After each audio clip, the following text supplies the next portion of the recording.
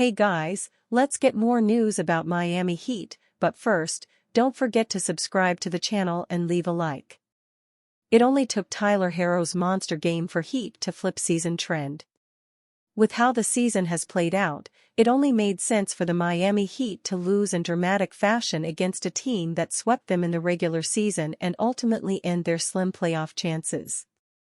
Instead, from start to finish, the Miami Heat dominated the Chicago Bulls with a 109-90 win Wednesday night at United Center in their first game of the play-in tournament. The Heat will face the Hawks in Atlanta on Friday for a chance to make the playoffs as the number 8 seed. A lot of credit needs to be given to the coaching staff and players for putting forth a defensive gem. The 90 points scored by Chicago marked a season low, and although the Bulls had their spurts, there was no point in the game where the Heat seemed to have no answers for what the Bulls were throwing at them. With that being said, Tyler Herro's performance is the highlight of the night. With the Heat's season on the line, Herro put up one of the best performances of his career, scoring 38 points on 13-for-19 shooting.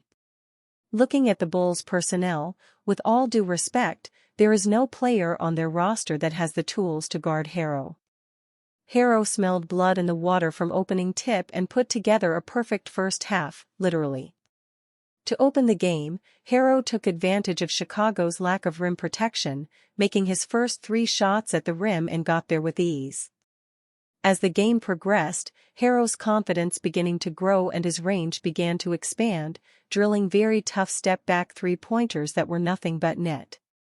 The best part about Herro's performance is that nothing felt forced, he got to his spots whenever he wanted and picked Chicago to pieces. Whether it was in isolation situations or coming off of screens, a majority of Herro's looks were clean. And even if there was some resistance, Herro got to a mode where no defense mattered anymore, he was going to score regardless of what was thrown at him. One of my favorite moments of the game came in the fourth quarter when Herro was called for an offensive foul on his three-pointer due to him extending his leg. You can tell Herro was frustrated not only that was called on him, but that Spoelstra's challenge failed. Herro stayed in attack mode and shortly after got to the line by drawing a foul on Josh Giddey. Around the 7-minute mark, Herro got to the line again, this time drawing a foul on Mattis Buzelis, a call that was challenged by Billy Donovan that ultimately failed. In those 2 moments, I loved that Herro managed to slow the game down and extend the Heat lead knowing their history of fourth quarters against the Bulls. I also enjoyed the what goes around comes around moment with the Bulls challenging a call that also ended up being unsuccessful. This was a remarkable performance from Herro. But in the grand scheme, the Heat still need to win another game to advance to the playoffs for a 6th consecutive season. If they want to accomplish that goal, another Herro gem will give them a great chance to be the first 10th seed to make the playoffs. Heat stroll past Bulls, earn crack at Hawks and play-in. Tyler Herro scored 38 points to pace the visiting Miami Heat to a 109-90 wire-to-wire victory over the Chicago Bulls on Wednesday in an Eastern Conference play-in game. Herro made all 8 of his shots in the first half and finished 13-for-19 from the floor, including 3-for-7 from three-point range. He also sank 9 of 10 free throw attempts to propel the Heat into a pivotal Friday contest against the host Atlanta Hawks. "We're halfway there," Heat coach Erik Spoelstra said. "We have to recalibrate and get to our prep pretty quickly and get on to Atlanta." Miami and Atlanta split the 4-game series in the regular season, with each team winning twice on its home court. The winner of the Friday contest will square off against the top-seeded Cavaliers.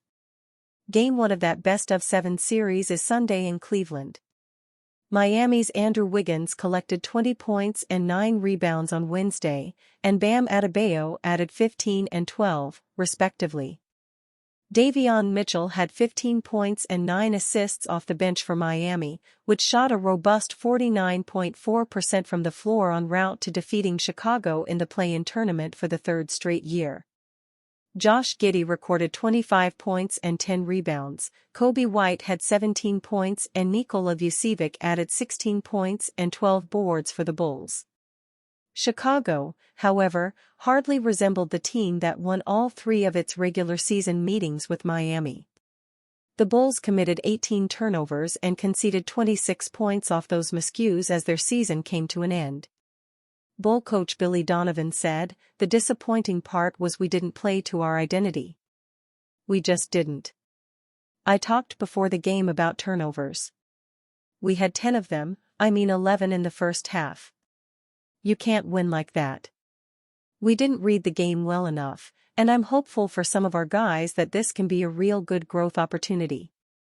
Herro bolted out of the blocks with a flourish, sinking all 6 shots he attempted from the floor, including a pair of three-pointers and both free throw attempts in the first quarter. His offensive outburst helped Miami seize a 39-28 lead at the end of the quarter. Herro improved to 8-for-8 from the floor after draining his third three-pointer to extend the Heat's advantage to 69-44 late in the second quarter. "Tyler's a great competitor," Spoelstra said. "He knew he was going to bring a lot to this game. Offensively, he was there pretty much at every level all game long. Quietly, I thought he had a really good defensive game, and we need that as we move on to Atlanta. He wants to prove that he's a two-way player, and I love that about him." The Bulls upped their intensity coming out of intermission, trimming a 24-point halftime deficit to 13 at 93-80 early in the fourth quarter. Miami, however, went on a 12-2 run, with Herro highlighting that surge by making 3 free throws, a short jumper and a driving layup. Zion on the trade block? Stephen A. warns Giannis, "Don't join Miami." Can the Heat make a big trade? Rumors swirl around Zion Williamson potentially being traded, with Stephen A. Smith advising Giannis Antetokounmpo against joining the Miami Heat. The Heat are under pressure to make a significant trade to enhance their roster. As discussions around player movements intensify, fans and analysts speculate on the implications for the NBA's landscape. By the numbers, Zion Williamson's trade value is currently uncertain due to injuries over 3 seasons, playing only 114 games. Giannis has won 2 MVP awards, raising the stakes if he considers moving to a rival team like Miami. Yes, but while there's excitement around trade possibilities, concerns remain about team chemistry and the impact of injuries on player performance. Additionally, the Miami Heat must consider their cap space and future draft picks when pursuing high-caliber players. State of play: the Miami Heat are navigating a competitive Eastern Conference landscape, looking to improve after a recent playoff run. Trade rumors are heating up as the deadline approaches, with multiple teams eyeing potential roster changes. What's next? Expect intensified discussions leading up to the trade deadline, as the Heat weigh their options and other teams look to solidify their positions. Player movements could reshape the playoff picture moving forward, especially if key stars change teams. Bottom line: Zion's trade status and Giannis's potential decisions could have significant repercussions for the Heat and the broader NBA landscape. Teams must strategically evaluate not just immediate upgrades but long-term sustainability as the league evolves. And you, fan? What do you think about Antetokounmpo's situation? Write to us in the comments.